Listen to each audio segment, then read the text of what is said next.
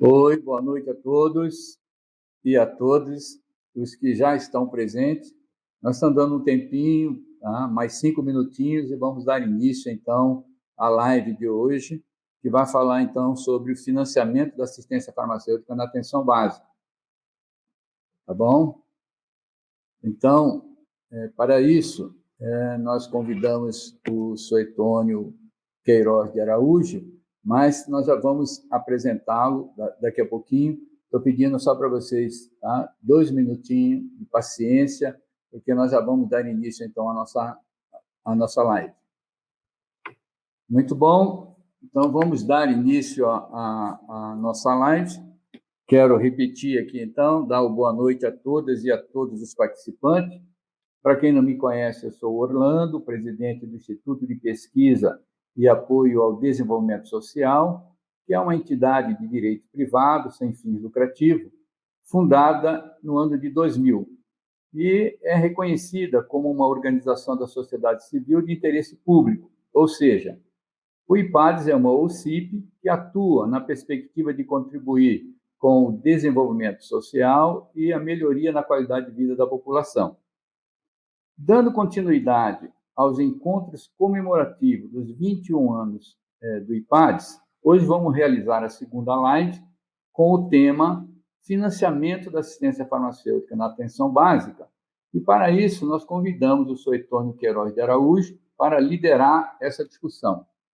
Mas, antes de chamar o Suetônio, nós vamos, então, apresentar, tá certo? Um resumo, tá? E um resumo mesmo do currículo, uma vez que o currículo do Suetônio é muito extenso, e nós buscamos nesse currículo a sua formação profissional e as atividades voltadas principalmente a mostrar a experiência que o Suetônio tem no tema de hoje. Ok? Então, o Suetônio é um farmacêutico e bioquímico formado pela Universidade Estadual da Paraíba, é mestre e está realizando o doutorado em saúde pública pela Universidade de Brasília, é especialista em gestão e auditoria em saúde. Atua na área da gestão em saúde pública, com ênfase na assistência farmacêutica e foco no financiamento e compras públicas. Nessa área, ele já realizou consultorias para o Conselho Nacional de Saúde, para o Ministério da Saúde, para a Organização Pan-Americana de Saúde e várias secretarias de Estado da Saúde, como de Mato Grosso, do Acre, de Rondônia, do Rio Grande do Sul e São Paulo, tá? Junto ao consórcio Pogéia.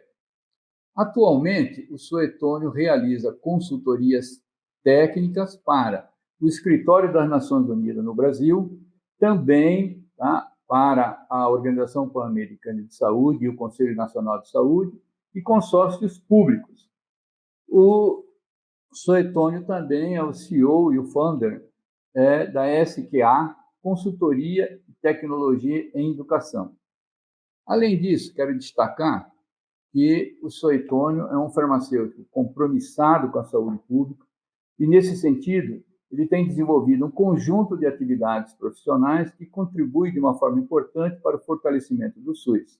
E, de outro lado, também como referência aos profissionais farmacêuticos interessados nesta área.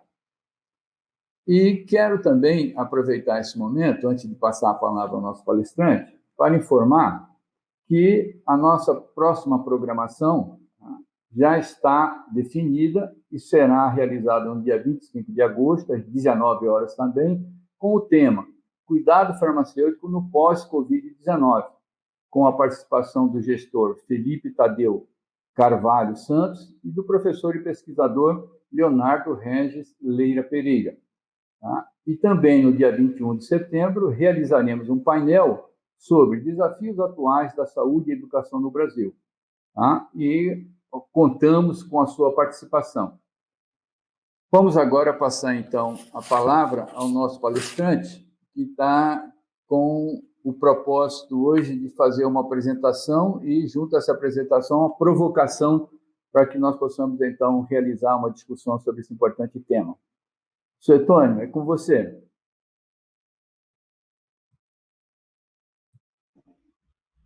Bom, em primeiro lugar, agradecer o convite do IPADES. Boa noite a todos, todas. Eu acho que é um momento interessante para a gente fazer uma discussão desse tipo, e em especial nesse período de comemoração dos 21 anos do IPADS. Eu conheço, e aí, Orlando, meu abraço, mesmo à distância. Acho que a gente é batalhador nessa luta aí do Sistema Único de Saúde há muitos e muitos anos. Então, eu tenho só que agradecer esse convite. A gente vai bater um papo. Eu acho que o principal é isso. A gente vai começar a fazer essa primeira rodada nossa, é um bate-papo. Acho que vale a pena a gente deixar bem claro o momento que a gente vive de pandemia versus desfinanciamento do Sistema Único de Saúde, mas a gente vai focar bem na discussão da assistência farmacêutica na atenção básica, até porque eu acho que é um momento onde os municípios, nesse momento especial, eles já estão vivenciando, depois de um ano de muita dificuldade, novas experiências, absorção de tecnologia, aumento das despesas significativamente. Eu acho que esse momento é o momento da gente colocar na mesa discussões que precisam ser trazidas à tona para a gente, de fato, olhar o futuro da assistência farmacêutica no país, não só a assistência farmacêutica, mas do SUS. E, ao mesmo tempo que é tão valorizado, tão, como é que a gente pode dizer, tão reconhecido nesse momento pela população, vem sofrendo inúmeros golpes, inúmeras situações onde o recurso, mesmo pouco, os olhares de vários setores de mercado, setor privado, enfim, olhando para essa fonte de recurso pública, uma vez que, aí fazendo um retrato bem geral, antes de começar a falar sobre a assistência farmacêutica, bem claro o perfil hoje da saúde do país, é que você reduziu o número de pessoas que pagam plano de saúde pela condição, pela pandemia, por N situações, e essas pessoas recorrem hoje ao Sistema Único de Saúde. Além disso, essas pessoas que recorrem, e olhando o outro lado também, o lado dos planos de saúde, da saúde complementar, aumentou-se os valores do plano de saúde, ou seja, quem ficou pagando o plano de saúde paga bem mais, e aqueles que saíram recorrem ao Sistema Único de Saúde. Então, você tem hoje um panorama que envolve, além de tudo isso, ainda permanece a agenda da judicialização muito forte, e a dificuldade ainda do Sistema Único de Saúde de absorver e dar resposta, por exemplo, quando ele precisa incorporar determinadas tecnologias, não só medicamento, eu não estou falando de medicamento, eu estou falando de tecnologias que são tecnologias que melhoram o processo de trabalho, que aproximam profissionais, que qualificam pessoas. Então, isso impacta, sem dúvida nenhuma, no dia a dia, não só dos municípios em especial, mas do SUS como um todo, e a dificuldade do Sistema Único de Saúde absorver nesse processo tão dinâmico que a pandemia acabou deixando que a gente tivesse, em pouquíssimo tempo, que absorver. Por exemplo, rapidamente, telemedicina. Então, são coisas que a gente vai discutir aqui, e tudo isso, gente, a nossa discussão tudo isso custa, e nesse momento de pandemia, eles acabam, esses recursos, as tecnologias, os profissionais também, os valores que o mercado acaba colocando acabam sendo muito maiores do que aquele período que a gente tinha anteriormente de tranquilidade, de certa forma, para planejar sem muito atropelo. E o que eu vou trazer hoje aqui, atendendo um pouco ao convite aí do IPADS e a encomenda, vamos dizer assim, para debater, falando um pouco do nosso local, né, Orlando? Nosso local de trabalho. Exatamente. Exatamente. Então, é isso aí. Eu tenho vontade para abrir depois para a gente debater os temas que a gente não tiver aqui agora, a gente complementa e deixa disponível para o IPADS compartilhar com aqueles que participarem e com os outros. A gente tem muita informação hoje circulando, algumas informações não são confiáveis, e outras, e a gente prefere, mesmo com toda a dificuldade em relação às informações, e a gente acaba vivenciando na internet por situações por negacionismo ou por situações que são fontes compartilhadas equivocadas, enfim. mas a gente vai trazer aqui para vocês algumas discussões que precisam ser colocadas na pauta para a gente avançar na discussão do Sistema Único de Saúde. Ele hoje é, sem dúvida nenhuma, reconhecido do processo de pandemia, e a população cada vez mais precisa que ele funcione, em especial no momento de desemprego, de aumento de inflação absurdamente impactando nas questões não só de medicamento, e a gente vai tocar um pouco sobre isso aqui, o aumento dos medicamentos no país, apesar das reclamações, às vezes, da indústria, enfim, mas temos todos os tipos de reclamações e dificuldades. Eu acho que é um bate-papo que a gente vai ter hoje aqui, Orlando, e acho que toca a partir daqui, e aí eu fico no seu comando, que você aí a gente fala. Perfeito. Posso começar aqui já? Podemos, opa, vamos lá. Vou tentar contextualizar, e eu muito passando pelo processo desde o planejamento até o monitoramento das informações que envolvem o financiamento do Sistema Único de Saúde, mas em especial também da assistência farmacêutica, e os desafios e estratégias, que eu acho que a gente tem que pensar também as estratégias. Eu vou falar um pouco de algumas delas, aqui ninguém está usando trazer todas as estratégias que não, a gente está tentando identificar as que estão hoje dando melhor resposta para melhoria do gasto, para otimizar, vamos dizer assim, o recurso que já é pouco. Em muitas situações, as questões que envolvem corrupção, desvio, enfim, elas acontecem quer nesse momento de pandemia ou fora dele, mas a gente tem que estar sempre monitorando esse processo de repasse financeiro, execução orçamentária financeira, como é que ele está sendo executado na ponta, e tem estratégias que são pensadas para o momento de pandemia. São discussões que a gente tem que trazer para cá e temos que achar soluções e brigar por recurso. E eu acho que o papel também para a equipe da assistência farmacêutica municipal, que acaba nesse momento muito sobrecarregada também, a gente vem conversando com alguns colegas, é uma dificuldade grande, ou seja, você garantir logística, garantir abastecimento, garantir todo esse processo que é necessário para suporte aos serviços de saúde e também atenção à saúde, que o próprio farmacêutico acaba tendo que desenvolver. Não é fácil, mas a gente traz algumas discussões aqui que podem ser caminhos, outros que são a se debater para achar a melhor alternativa e entender um pouco, deixar algumas perguntas no final aí para que as pessoas comecem a refletir sobre o que a gente quer a partir de agora, em especial por conta dessa experiência da pandemia, que não será a última, mas a gente tem que se preparar a partir de agora para qualquer outra que vier. Então, eu acho que esse é o desafio. Então, beleza, Antônio.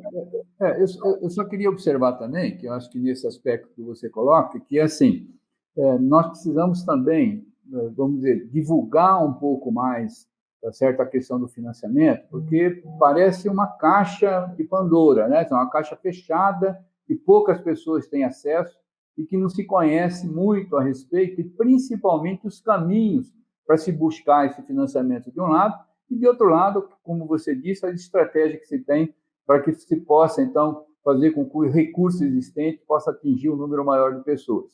Então, eu acho que isso, enquanto o trabalho da equipe de saúde é muito importante, e a gente quer trazer isso também para que o profissional farmacêutico possa contribuir também nesse processo de discussão.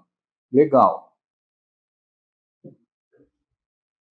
Então, vou fazer vou passar rápido para a gente aguardar, por exemplo, podem ter dúvidas, perguntas, enfim, a gente vai apontando à medida do possível. Na realidade, assim, aproveitando que você falou nisso, eu vou pedir, então, para os participantes que, na medida que for aparecendo as dúvidas, que se possam, então, colocar nos comentários aí, que a gente vai separando aqui para encaminhar para o Suetônio, tá certo? Que pode ser, inclusive, no momento da apresentação, ou nós podemos, dependendo da questão que for, nós vamos trabalhar isso para o final da apresentação. Assim que ele fizer essa provocação inicial, tá certo? Aí nós vamos estar discutindo e tirando as dúvidas que, por um acaso, vocês têm.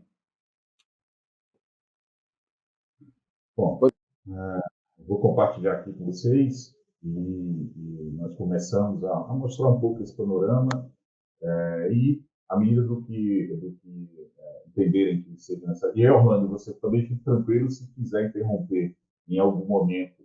Eu paro, a gente discute um pouco e retoma, tá? Mas eu vou tentar ser mais breve na apresentação para que a gente aproveite as discussões e alguns debates que eu acho que a partir do que eu estou trazendo agora, vocês comecem a olhar os temas que eu acho que vale a pena colocar na pauta para discutir.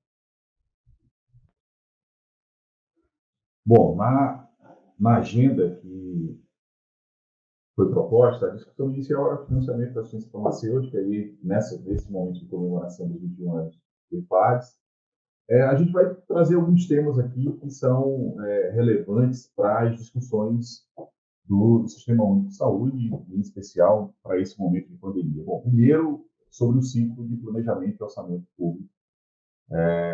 O planejamento do SUS municipal, em especial, olhando a atenção básica como prioritária, as ferramentas tecnológicas utilizadas, o financiamento dessa atenção básica, as transferências e acompanhamento, as despesas da assistência farmacêutica na atenção básica, e aí é um olhar sobre a rede de atenção à saúde. A gente vai debater, tá? Então, acho que a gente vai discutir um pouco sobre o que é esse momento e o mercado farmacêutico privado e público, além de fontes de recurso que normalmente a gente não pensa, mas elas existem, tá?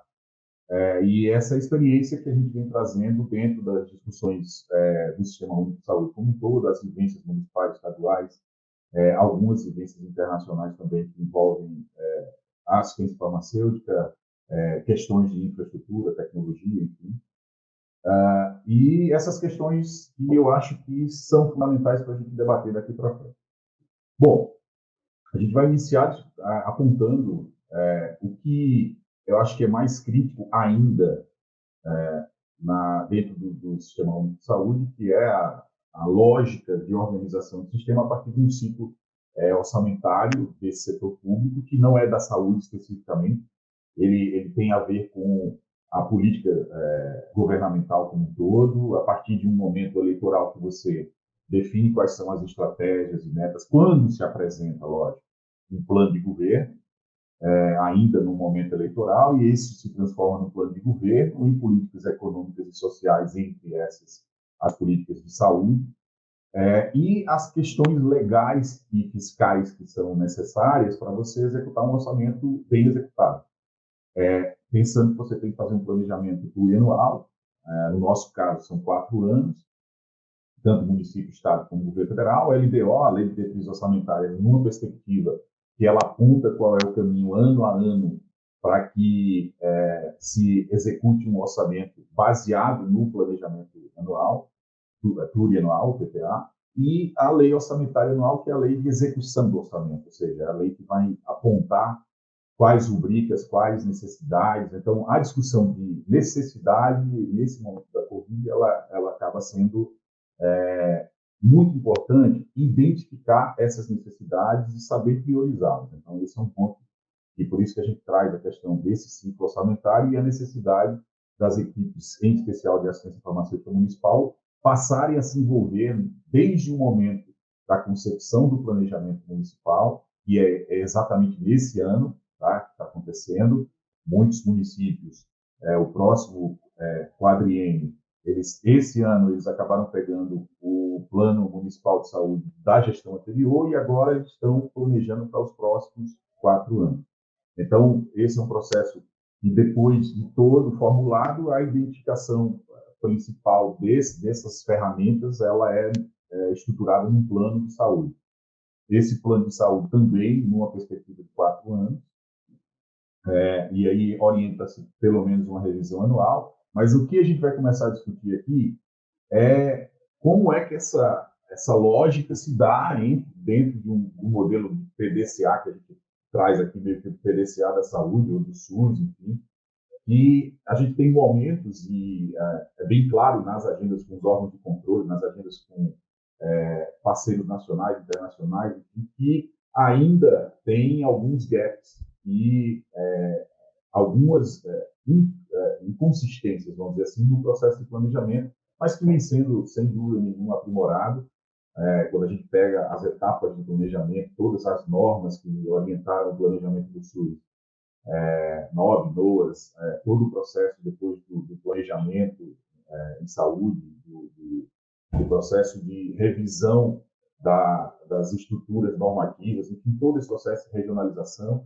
Isso é uma sequência cíclica, vamos dizer assim, que envolve o plano plurianual, o plano municipal de saúde, as programações anuais, a lei orçamentária anual, que é o processo de execução, como a gente falou. Então, na saúde, a gente tem, para a elaboração de uma LOA, uma das coisas principais é, depois que eu elaborei o plano municipal de saúde, que acontece agora nesse ano, eu passo a elaborar a programação ano a ano, ou seja, cada ano dos 4 terá que ter uma programação anual e uma lei orçamentária anual. A partir desse processo de execução que se dá no âmbito da gestão, ocorre um monitoramento não só interno pela gestão, mas pelos órgãos de controle, conselhos, enfim, a partir dos relatórios, ou seja, os relatórios anuais de gestão, relatórios anuais, os relatórios quadrimestrais, o REREL, todos esses relatórios são normalmente, exceção do RAG, o relatório quadrimestral e o REREL são relatórios muito de execução orçamentária. Mas isso não impede que, durante esse processo, eu vou explicar quais etapas de cada um deles a gestão da ciência farmacêutica tem que se envolver. A exceção do RAG, que ele traz mais detalhes, porque ele é o espelho da programação anual, ou seja, o seu resultado, o que eu programei para realizar naquele ano, eu tenho que espelhar enquanto resultado no relatório anual de gestão. Nesse processo, o que é que a gente já identifica? A necessidade clara do envolvimento da assistência farmacêutica local em articulação no território com as equipes, com a equipe que envolve a parte assistencial, a equipe que envolve a parte gerencial da secretaria, ou seja, a parte de gestão e planejamento, as discussões e a aproximação com essa área de planejamento é fundamental. Se não ocorrer essa aproximação, você tem uma situação que você vira um mero demandante de uma área, mandando determinadas informações pontuais, sem discussões aprofundadas do que você precisa executar, e, infelizmente, você acaba tendo o seu orçamento comprometido na assistência farmacêutica, não atendendo determinadas situações de melhoria, por exemplo, de unidades básicas de saúde, melhoria para aquela atuação de serviço farmacêutico. E você tem outros problemas, problemas que, infelizmente, ainda existe um afastamento, e essa é uma fala que é um dos pontos que eu gosto de tocar sempre, é o afastamento da discussão da ciência farmacêutica no processo de regionalização, planejamento regional integrado e a lógica da governança das redes de atenção à saúde, em especial porque a gente está falando de atenção básica, que tem todo no seu arcabouço geral as perspectivas de ordenação e coordenação do processo da rede de atenção. E, por fim, quando eu falo na situação extramuros, a gente tem os aspectos que envolvem os consórcios regionais, estaduais, interestaduais. Então, você tem hoje muita discussão sobre os consórcios, que eles são, de fato, e a gente aponta mais na frente, realidade legal há muitos e muitos anos. No processo de planejamento, trazendo um pouco que esse modelo que eu estou fazendo meio que um recorte do que é feito hoje no Sistema Único de Saúde, apesar de fazer algumas discordâncias metodológicas sobre o uso dessa metodologia específica, mas eu acho que ela é a mais disseminada do Sistema Único de Saúde, que é a do planejamento estratégico situacional, muito baseado em mapas, enfim. Mas essa lógica, olhando o triângulo de governo, enfim, mas ela é a lógica da grande maioria do Sistema Único de Saúde, dos municípios, dos estados, e do planejamento do setor público como um todo. E a elaboração do plano de saúde, nesse momento, eu acho que é uma fala que eu só reforço, precisa ser com a participação da equipe da assistência farmacêutica integrada, não achando que ela vai simplesmente propor determinadas soluções e vai ser acatado, porque todo mundo está brigando pelo mesmo montante financeiro que envolve o orçamento público. Então, você vai ter que convencer as outras pessoas que a proposta que você está apresentando no orçamento, ela é viável e ela é implementável dentro do orçamento ano a ano ou dentro desse plano plurianual que você vai ter. Os 4 anos você terá etapas de execução dele, mas pensando no resultado final da política, melhoria da assistência, qualidade de vida da pessoa, ampliação de acesso, tudo isso tem que ser pensado. Esses momentos, eu não vou entrar aqui em cada um, esse material depois eu deixo disponível também, o Faz compartilha com todos, mas é um processo que a gente olha muito essas etapas explicativas, ou seja, eu vou levantar os problemas, discutir soluções, discutir com a rede os problemas, as descrições desses problemas, quais são as causas desses problemas, e aí eu passo para um processo de identificar uma análise situacional as questões documentais, ou seja, o que é que eu preciso elaborar? Eu identifico um problema, eu vou fazer uma intervenção, e qual é o meu objetivo a partir disso? Alcançar uma melhoria em algum aspecto, ou de infraestrutura assistencial, ou financeira também pode ser um dos pontos, a gente fala um pouco disso mais à frente, e identificando diferentes cenários. Então, essa parte normativa é um dos pontos que é interessante separar um pouco do planejamento tradicional, do planejamento muito normativo. O planejamento situacional ele traz um aspecto de você pensar diferentes cenários, contexto é necessário. Então, nem sempre no tradicional se traz isso muito claro, ou seja, o contexto. A parte estratégica, ou seja, tudo que eu estou propondo tem viabilidade e como é que eu vou traçar essa agenda dentro da discussão com as áreas municipais, ou seja, do planejamento, da gestão, como é que eu vou tratar isso convencendo o outro lado, convencendo o parceiro dentro da instituição, Secretaria Municipal de Saúde, e isso como é que eu implemento também, sendo com um foco em especial, por exemplo, na atenção básica, como é que eu tenho como parceiro no território as equipes de atenção básica, a coordenação de atenção básica municipal, como é que a gente planeja articuladamente a melhoria da assistência, de infraestrutura, do orçamento. Então, tudo isso pode ser discutido e você acaba tendo a necessidade de entender a urgência de se articular, em especial no processo de pandemia. Sabemos, inclusive, das dificuldades de acesso a tecnologias também, mas quando a gente pensa na questão do orçamento municipal, você tem que colocar as necessidades para que depois se priorize numa agenda pactuada entre as áreas técnicas. E isso é uma das situações que a gente mais bate, que é falha ainda no planejamento, em especial na assistência farmacêutica. Aonde achar informação para discutir tecnicamente? Eu não tenho sistema de informação, mas eu tenho informações em sistemas nacionais que me trazem, pelo menos, índices ou percentuais que são referência para discutir o que eu posso fazer no futuro. Então, definições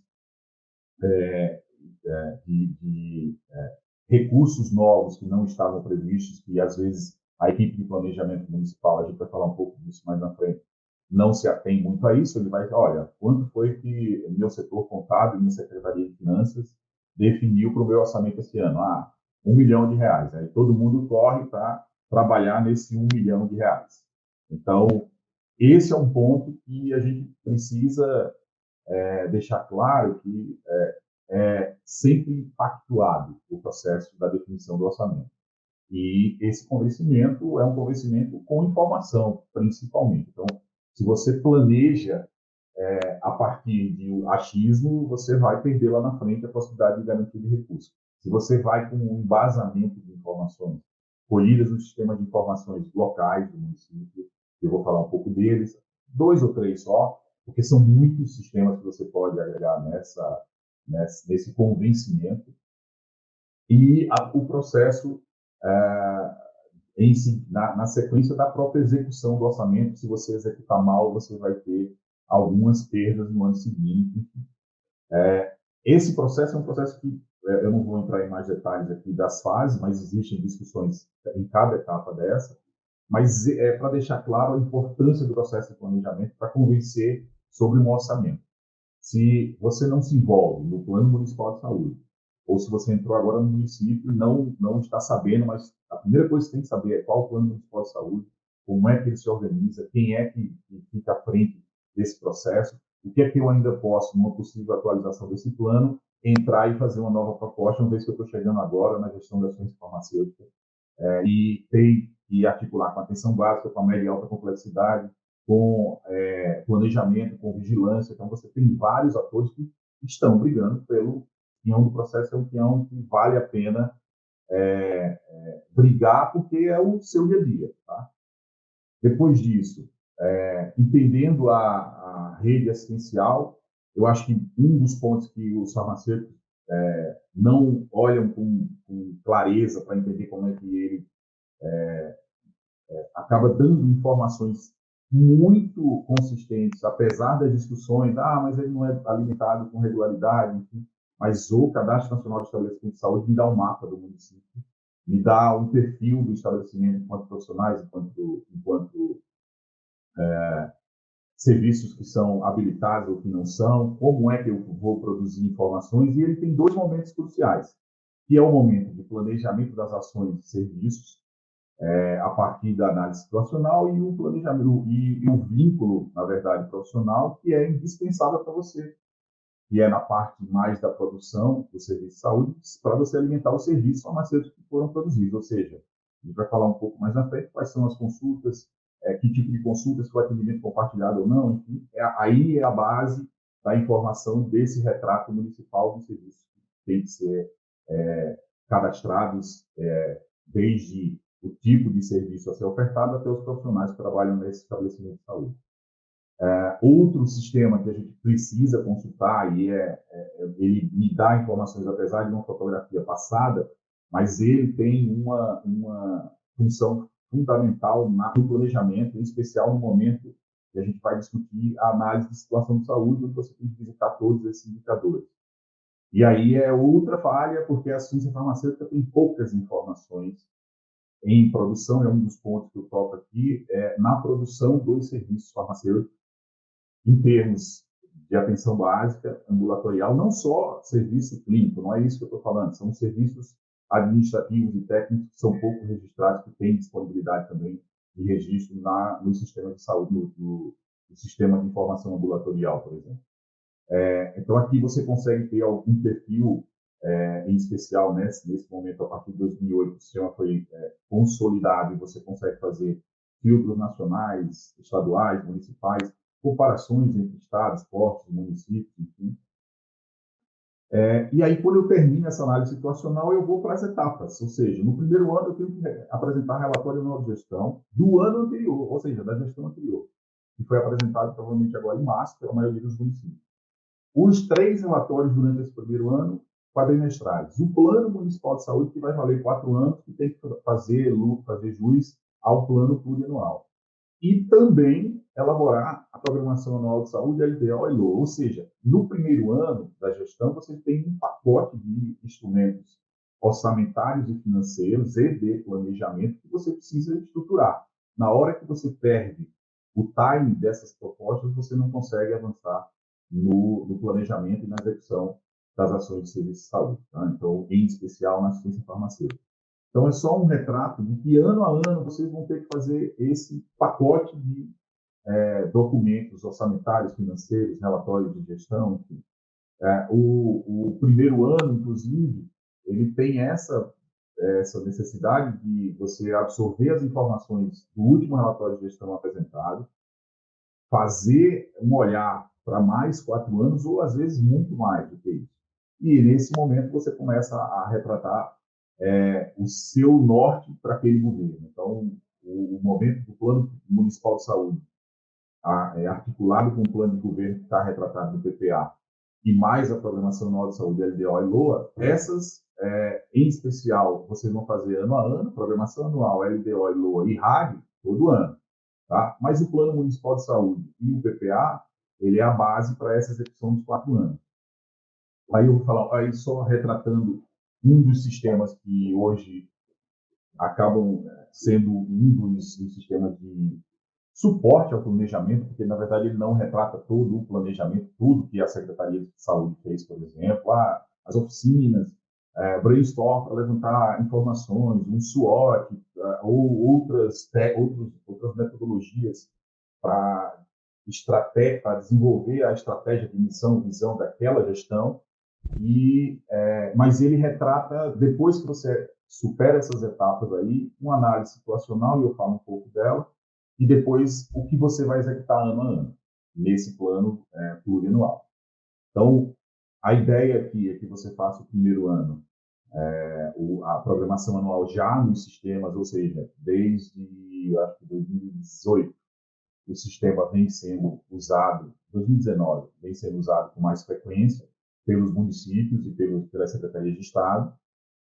Vou mostrar um pouco a carinha dele aqui para vocês entenderem. Aqui tem dois links que vocês podem acessar, é o link do DigiSUS, da página do Ministério da Saúde, que direciona para o software.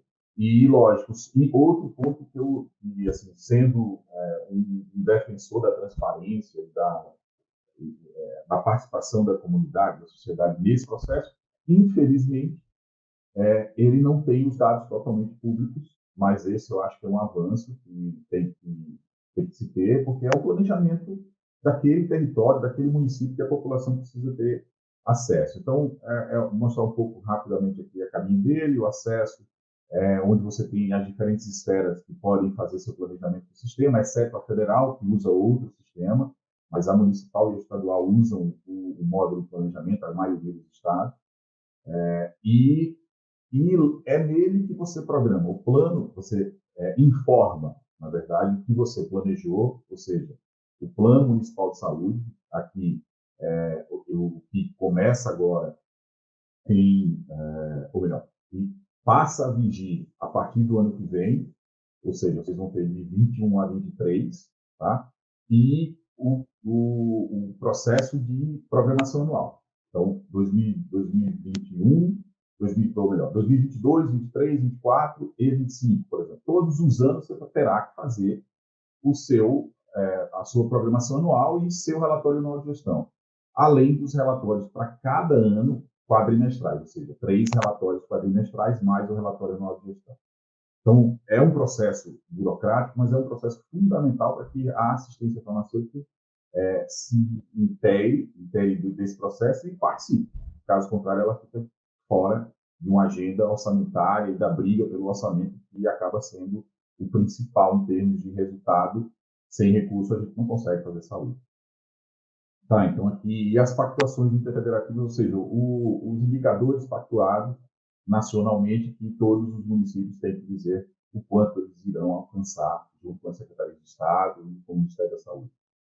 Outro passo seguinte, que aí também envolve uma articulação da assistência farmacêutica, é o Plano Municipal de Saúde ser submetido ao Conselho Municipal de Saúde para aprovação. O TCU aponta no acórdão, e quem quiser dar uma olhada depois, o acórdão 1130 de 2017, como é que essa governança tem que se dar. Além desse acórdão, ele publicou um guia de governança pública na saúde, então, assim, é interessante depois, a gente coloca os links disponíveis aí. Esse é um processo que precisa estar na cabeça das pessoas, porque quando a gente fala de governança, não se dá exclusivamente no âmbito da gestão. Ela tem que ter a participação da população ou das representações da população dentro de órgãos como os Conselhos Municipais de Saúde.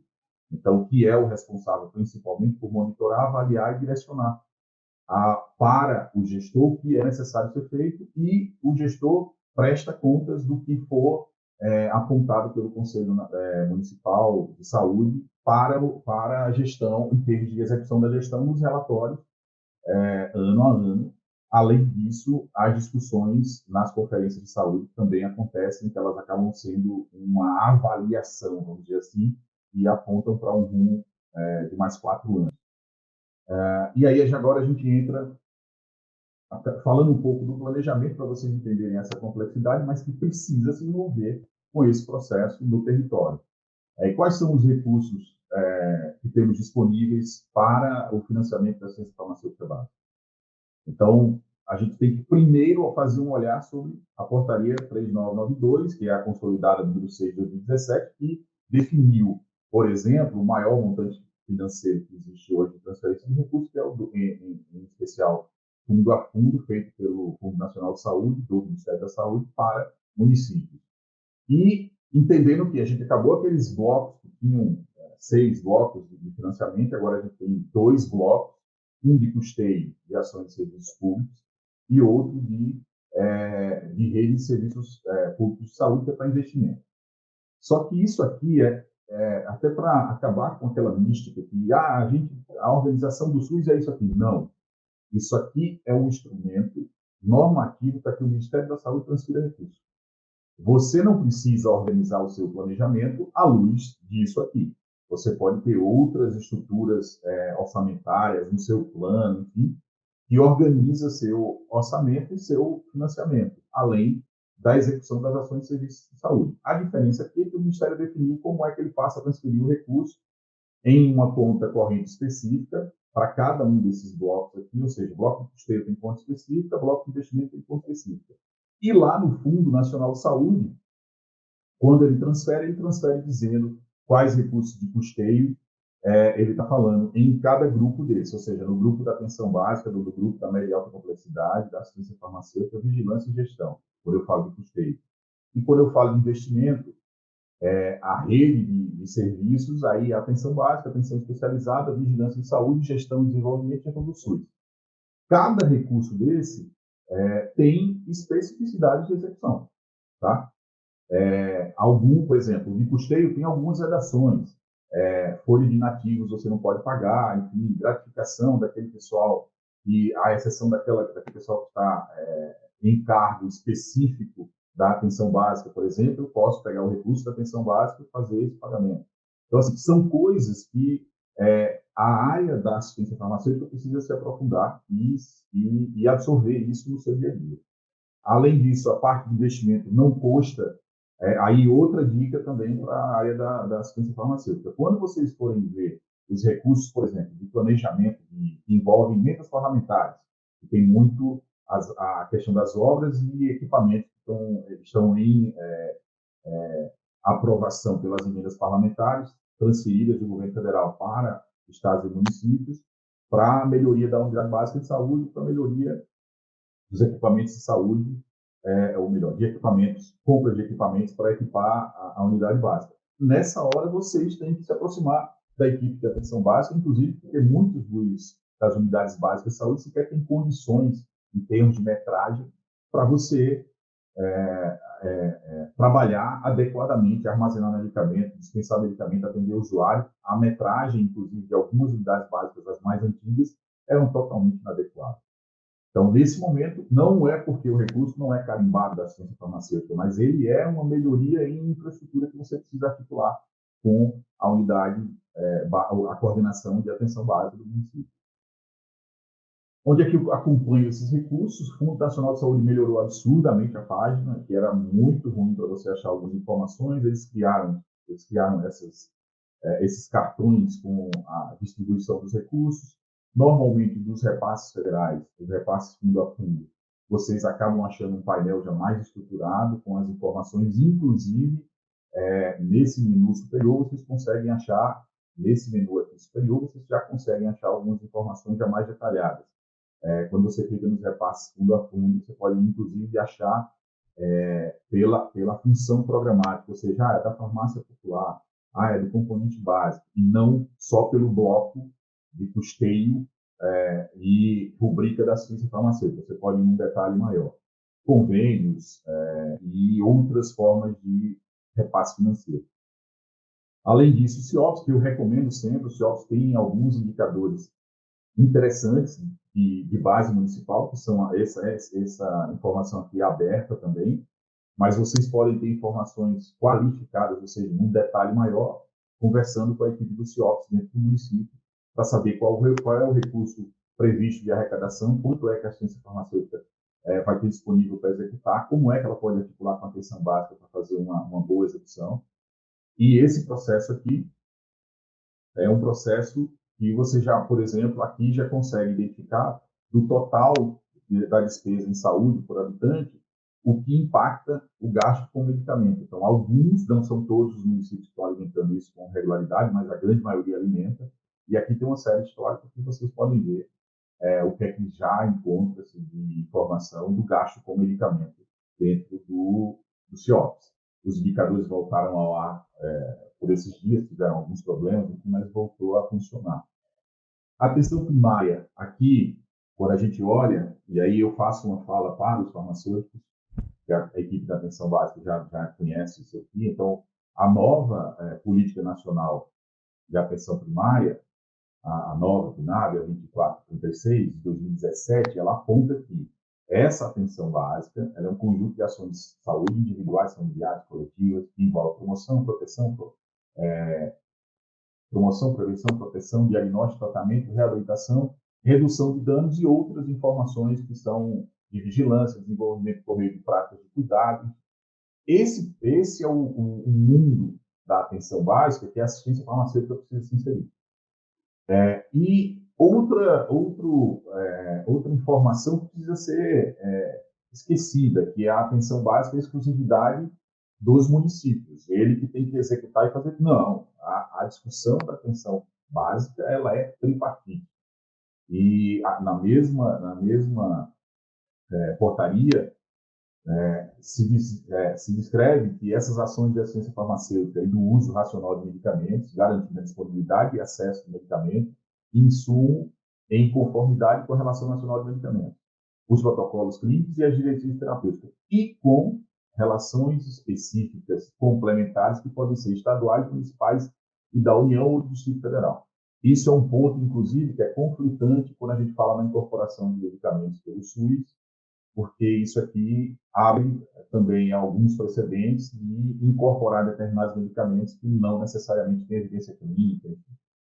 E a gente sabe muito bem o que foi nessa pandemia a ausência de racionalidade na hora do uso de medicamentos. E eu mostro um pouco esses dados que impactou. Bom, eu trago novamente o FINES, porque aqui é onde você vai começar a olhar o serviço de saúde e precisa cadastrar seus profissionais para que ele produza o que ele vem desenvolvendo. Tá? Então, esse é um ponto fundamental, porque só existe produção de serviço de saúde quando você tem um profissional cadastrado no estabelecimento para aquela habilitação que o serviço de saúde, o estabelecimento de saúde tem autorização para produzir. E aí ele pode informar no sistema de informação, e existe já um movimento há muitos anos, ainda na época que a gente atuava também no Ministério da Saúde, de reformular o Cadastro Nacional de Estabelecimento de Saúde e a tabela do Sistema Único de Saúde, que já tiveram alguns avanços, mas ainda pode melhorar muito nas informações de atenção e gerenciais, para que apareça a produção da assistência farmacêutica.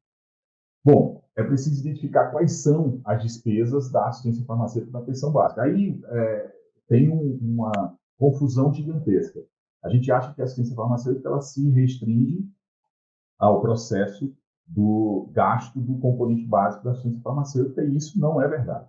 Quando o recurso cai no território, a gente tem que pensar isso de forma mais sistêmica. Lógico, a gente tem algumas responsabilidades por rubrica, como é o componente básico, mas não é o caso. Quando a gente vai planejar a assistência farmacêutica e a atenção básica, ela tem que fazer um jogo de interação, vamos dizer assim, do que vai ser ofertado de serviço, qual a necessidade de produtos para a saúde, quem é que vai desenvolver, em termos de profissionais, as atividades, que aí você tem situações do saudoso NASP, onde você tem equipes lá que podem ter farmacêuticos também atuando, então também tem remuneração específica para isso, tem recursos na atenção básica como um todo para isso. Prestadores de serviço, pessoa jurídica, pessoa física, que operam logística, telefonia, internet, manutenção de serviço, manutenção de equipamento, e aí na assistência farmacêutica é muito comum, a unidade básica depende de ar-condicionado, geladeira, computador, pessoas para realizar a limpeza de serviço, a parte de tratamento de resíduo sólido, que você vai ter que dimensionar esse gasto. A assistência farmacêutica é um dos serviços que mais despende recursos nesse formato, e a parte de investimento. Na parte de investimento, obras, equipamentos, enfim, também são contemplados. E aí, o componente básico da assistência farmacêutica, eu vou deixar para fazer essa discussão mais à frente, até para a gente adiantar um pouco e encerrar essa parte, mas o componente básico da assistência farmacêutica, ele é uma parte das disponibilidades de recursos financeiros que você pode utilizar na atenção básica e na assistência farmacêutica. Alguns recursos são rubrica específica da atenção básica, outros específicos da assistência farmacêutica, como é o caso. E aqui eu vou deixar essa polêmica mais para frente, o custo disso aqui, o custo de medicamento em especial no momento da pandemia é assustador. Esse recurso era insuficiente, ele agora está ainda mais insuficiente para se gastar para garantir medicamentos e insumos. Além disso, você tem situações como da saúde mental, que os valores foram para o espaço, em termos de preço de medicamento, e impactam diretamente nesse investimento da ciência farmacêutica, que é tripartite, estados, municípios e do governo federal.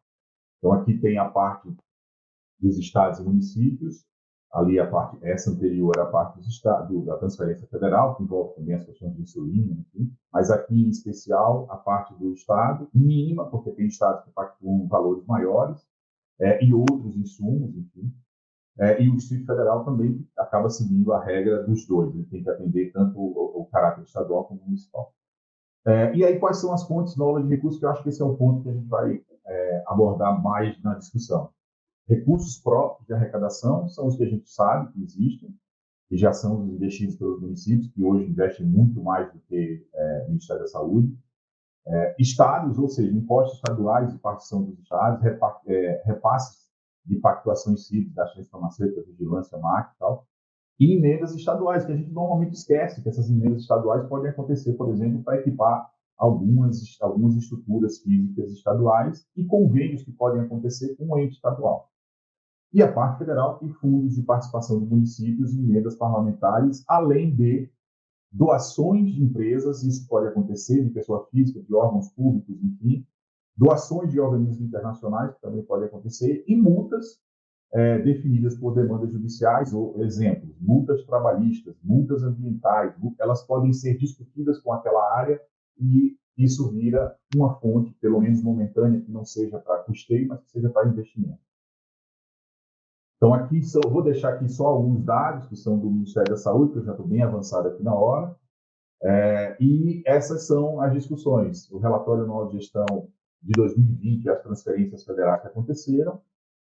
Aqui tem uma memória também do investimento programado para 2021, ou seja, 2020 era 11 bilhões e 137, e esse ano não aumentou muita coisa, 11 bilhões e 452, mesmo com o aumento das demandas de medicamento no país.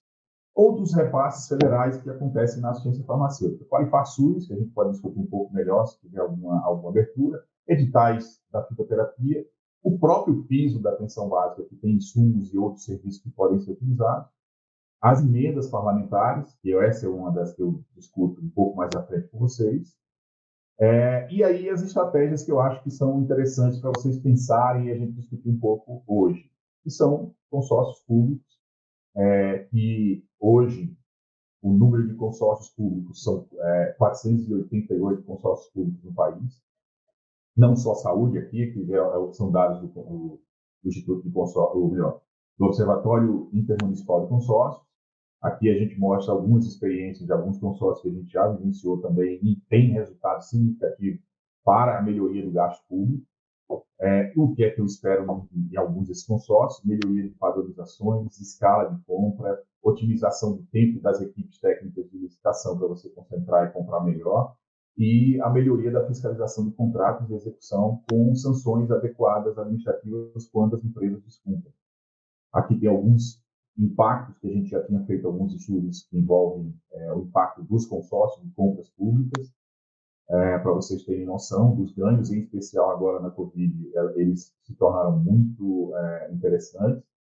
E aí o mercado farmacêutico, para a gente encerrar, nós vamos nos tornar em 2023, segundo o Sindicato da Indústria Farmacêutica e Consultorias Internacionais, o quinto maior mercado do mundo, perdão.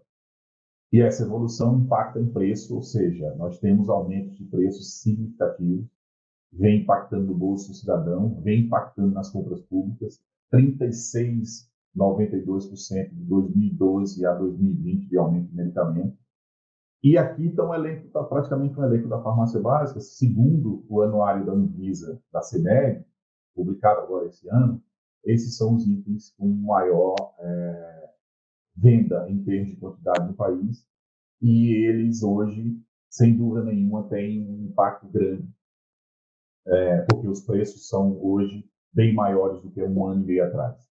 Então, isso a gente tem que discutir, tem que colocar na pauta. E, segundo a Anvisa, alguns deles fazem parte, inclusive, da lista gratuita da farmácia popular.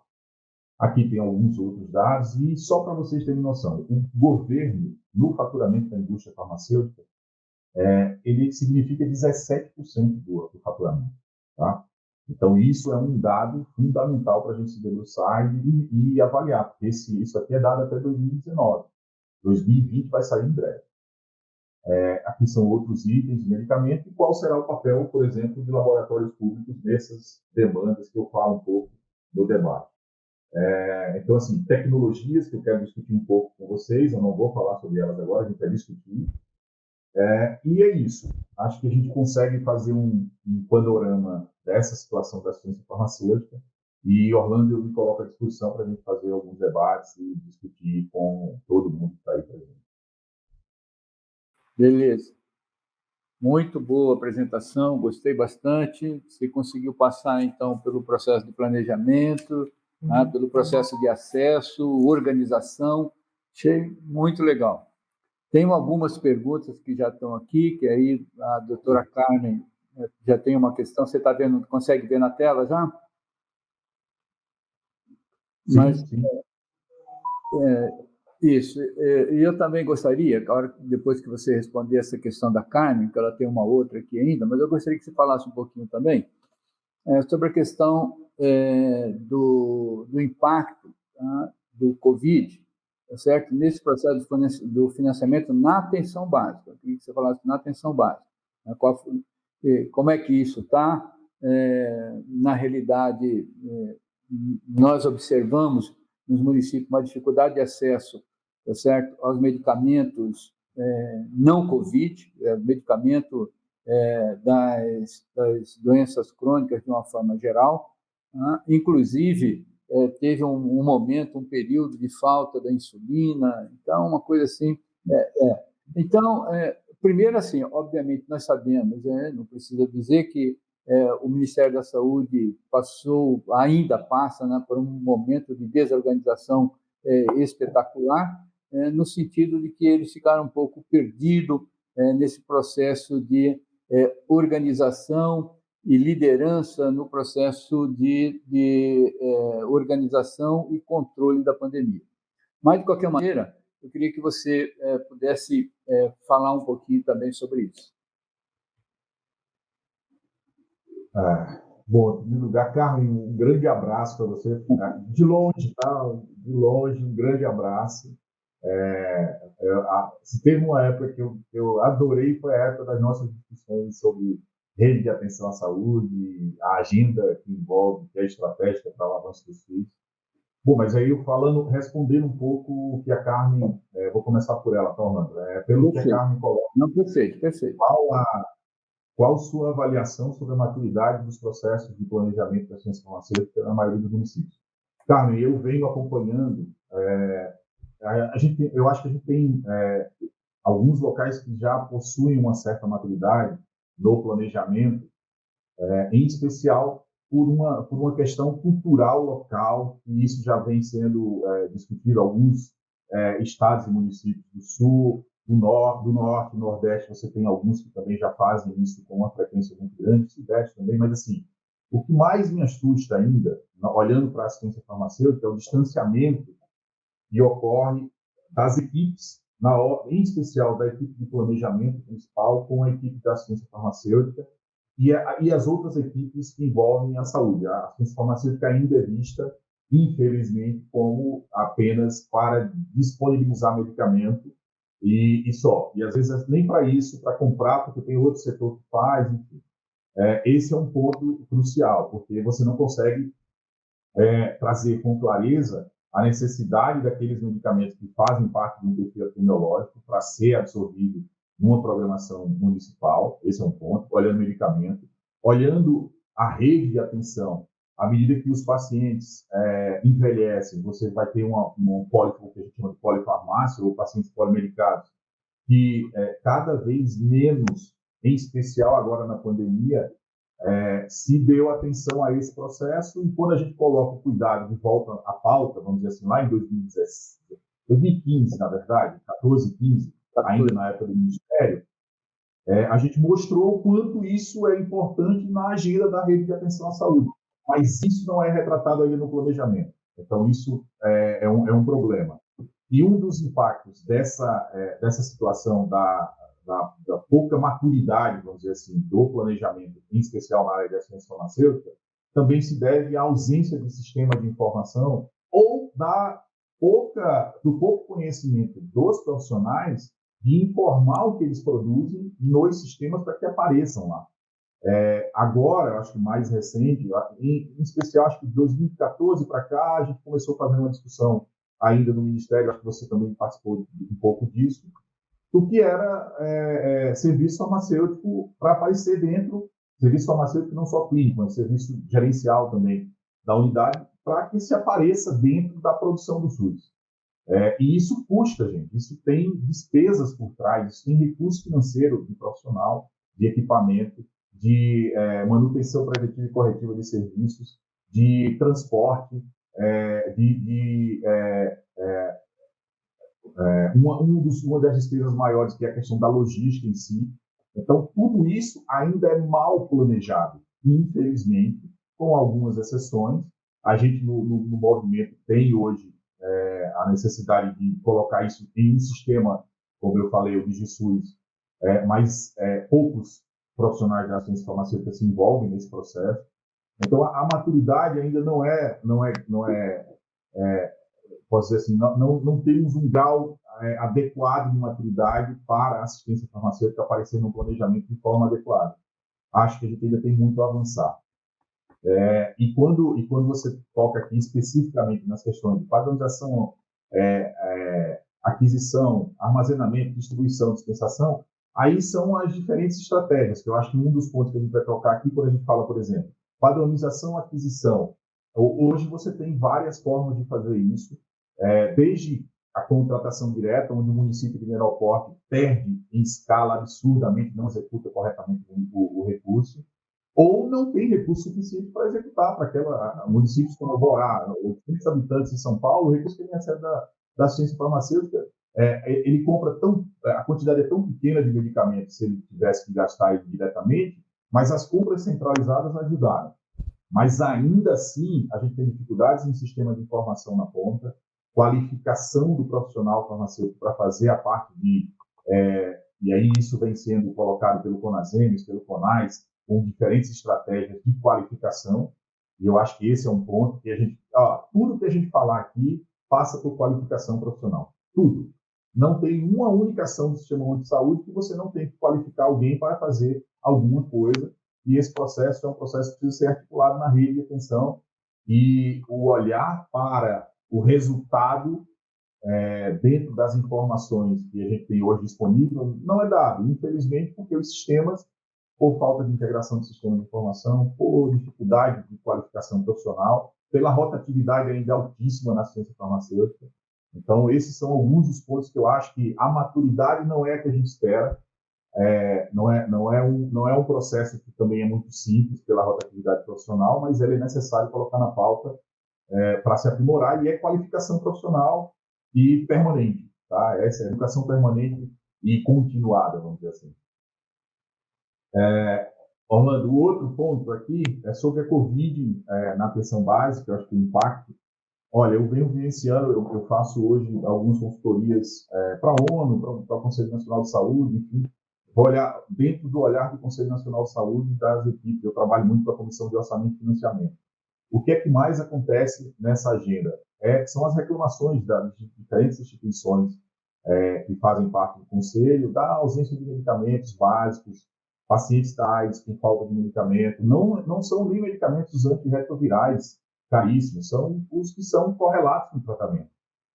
Outras situações que são muito frequentes, as doenças crônicas estão sofrendo agora muito, em especial por uma dificuldade mundial de matéria-prima, por uma situação de preços absurdos de medicamentos que aumentaram e impactam hoje dentro do setor público. Claramente, eu acho que, e aí, Orlando, acho que pela visão do IPAS, eu até faço uma provocação aqui, vale a pena a gente parar um pouco e pensar num estudo específico do impacto financeiro dos preços de medicamento pré e pós-Covid, por que isso impactou na saúde. E a parte da atenção básica, olha, nós temos a falta de insulina, nós temos materiais médicos básicos. Gente, assim, não adianta ter um medicamento, você tem que ter alguns EPIs, por exemplo. para a pessoa trabalhar, em especial no momento da Covid. Você não tinha, a gente quase exclusivamente de material internacional, da China ou da Índia, de importações, de Taiwan, enfim, para receber, dentro de uma unidade básica, máscara, avental para cirurgia, propé, o gorro, então coisas básicas. E nós temos hoje a necessidade de repensar, inclusive, o complexo produtivo da saúde. A cadeia produtiva brasileira foi destroçada. Se pensou só em importar, importar, importar, e eu acho que a discussão da cadeia produtiva ela precisa estar na pauta de prioridades estratégicas de qualquer governo hoje. A pandemia mostrou isso. Então, em especial, vou fazer uma fala bem pontual, assim, nós temos uma produção da cadeia, por exemplo, do plástico no Brasil, e nós temos produções e nós não usamos isso no nosso período. Por quê? Porque no período da pandemia. Porque a gente não tem essa articulação entre a necessidade do complexo produtivo funcionar em detrimento das necessidades nacionais. Então, se pensou meramente em algumas tecnologias pontuais, a universidade num processo de sucateamento grande, sem ter essa articulação serviço e universidade estruturado para fazer esse desenho, mas paciência, a gente tem hoje que olhar para isso como experiência. Né? Então, é um desafio grande. Produção de IFA, por exemplo, no Brasil, as discussões de matéria-prima, nós não produzimos. Então, ou quando produzimos a matéria-prima, mandamos, como é o caso do plasma, a gente ainda manda para fora do país e compra os fatores de coagulação, albumina e outros produtos absurdamente caros, e aí a gente espera que a Hemobras um dia entregue. Então, são situações, os laboratórios nacionais sucateados também. Então, temos muita coisa para colocar de novo na pauta para avançar no sistema de saúde. Maravilha, Sr. Tony. Sr. Tony, quero aproveitar, inclusive, a sua experiência na área de consórcio para pedir para você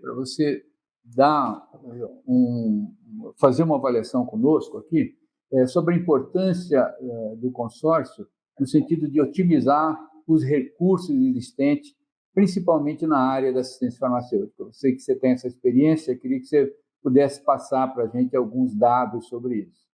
Aliás, emendando, viu, Sr. Tony? Uma outra questão importante também é que as pessoas acham que criar um consórcio é uma coisa muito complicada, muito difícil, que tem uma regulamentação jurídica, que tem não sei o quê. Eu queria, se você puder falar um pouquinho sobre isso, eu agradeceria. Bom, Orlando, é isso. Sim, você me conhece, eu sou um defensor dos consórcios. Eu acho que eles têm algumas situações que são ainda de articulação que vem crescendo muito no país. O observatório, é interessante que vocês olhem, vou deixar também aqui o link, mas é o Observatório Municipalista de Consórcios. Então, esses 488 consórcios, tem situações onde alguns estados sequer conhecem que existe esse consórcio lá dentro. Ele foi constituído, nunca se estruturou para operacionalizar, e eu acho que eles são uma das estratégias. Não acho que ele é a única estratégia, mas ele acaba sendo uma das ferramentas que a gente precisa olhar. Os consórcios regionais são interessantes. Quando eu olho, por exemplo, eu estou vivenciando isso, vou usar um exemplo do que a gente trabalha no História de Projetos da ONU, e do que eu vivencio olhando o que um consórcio estruturado poderia dar resposta. A gente, desde 2014, desde 2013, eu acho, a gente trabalhou lá na época do Ministério em fomentar o apoio a consórcio.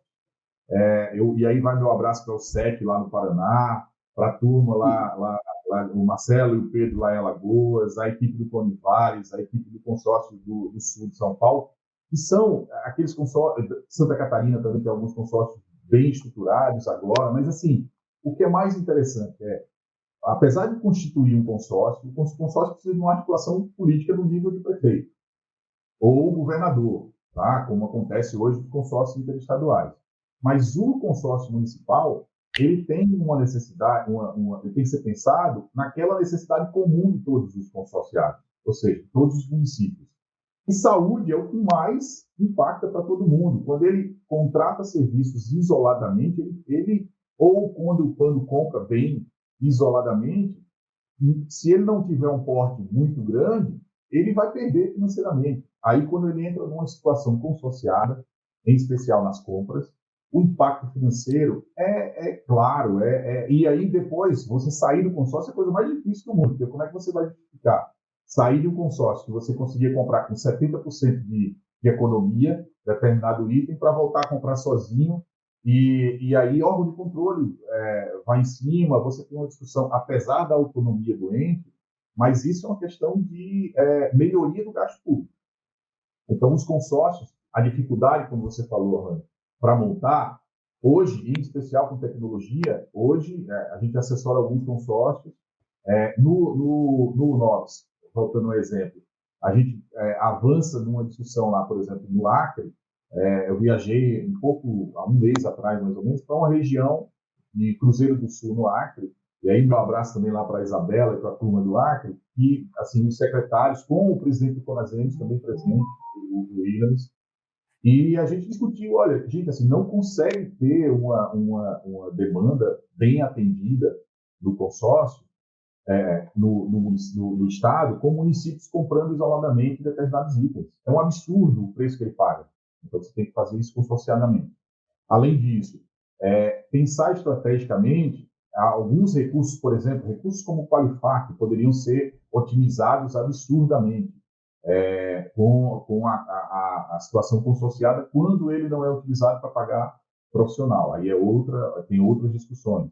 Além disso, a questão do investimento em ações locais de qualificação, melhoria das equipes de licitação. Você enxuga a equipe de licitação e ela se especializa para entregar da melhor forma possível.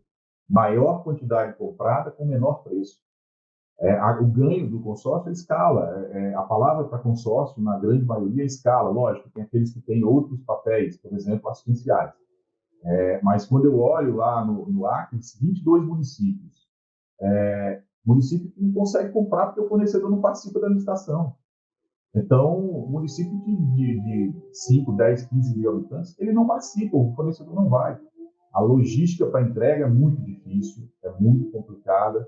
E esse é um dos pontos que, na discussão, acho que a CEMED aí vai ter um papel fundamental, a Câmara de Medicamentos da Anvisa, que é repensar, inclusive a legislação da própria CEMED, porque os preços de entrada do produto é um absurdo você ter, por exemplo, o Instituto de Defesa do Consumidor, o IDEC, apontou, por exemplo, ele vê o preço de registro do produto no Brasil e quando o omeprazol, por exemplo, quando ele vai na farmácia, o desconto na farmácia é 79%, 70% do valor do preço de registro do medicamento. Que preço é esse? Isso é um preço real ou é um preço... um engessamento da lei. Então, e aí a gente tem as discussões do quanto a escala na compra consorciada mostra isso aí. Então, é interessante olharem lá o Banco de Preço em Saúde, ver o quanto os consórcios, filtrarem por consórcio e ver quanto de economia se garante numa compra consorciada. Beleza, Suetônio. O Flávio Lacerda de Araújo tem também algumas questões aqui, que aí eu vou...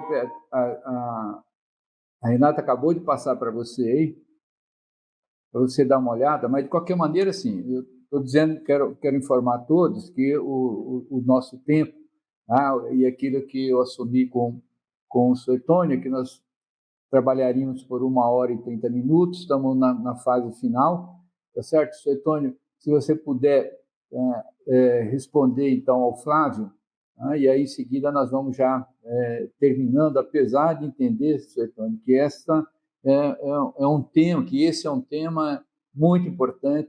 As pessoas ainda não dão um valor suficiente, até porque aquela questão que você coloca e os farmacêuticos não contribuem de uma forma importante no encaminhamento dessa discussão, com informações que possam contribuir, obviamente, com a gestão, mas, de qualquer maneira, sim, o que eu entendo é que, muitas vezes, ele não consegue contribuir porque não conhece, tá certo?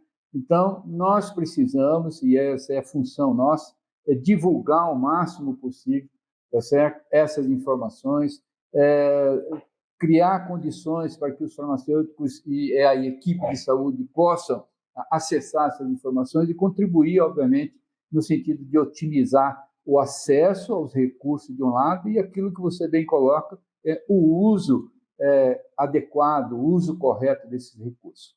Né? Vamos lá, então, com o Flávio. Esse Flávio, isso é seu parente, hein? É Flávio Lacerda de Meu Araújo. parente, Né? meu primo. Seu primo. Araújo. Não, ó, Flávio, assim, ó, o que eu entendo, eu acho que, inclusive, ele trabalha com essa questão específica fiscal, enfim, na gestão municipal.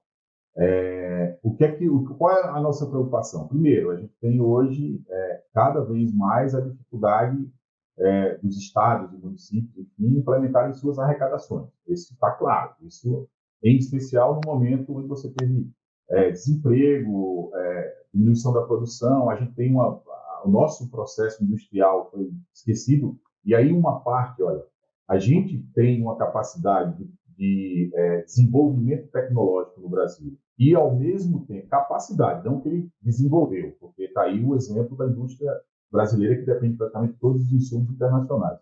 Mas qual é a lógica? É que a saúde, o impacto, eu não lembro bem aqui o percentual, para não ser irresponsável em colocar um valor aqui, mas um dos maiores impactos que se agrega na arrecadação é no complexo produtivo da saúde. É exatamente o desenvolvimento de tecnologias em saúde que agregam valor e que você consegue melhorar a forma de tanto ofertar serviço nacional como exportar tecnologias. Esse é um ponto que a gente parou no tempo. Isso está muito claro. A outra situação é o Ministério da Saúde, em especial na saúde, Flávio, a gente tem uma situação que é a seguinte: a gente tem uma redução do investimento nos últimos, na última década, em especial, do Ministério da Saúde, na saúde em especial, do governo federal, e um aumento do gasto dos estados e municípios. Em especial porque se colocou um teto de gastos que estrangulou, virou o teto de gastos uma irresponsabilidade fiscal que impacta diretamente na saúde e na educação.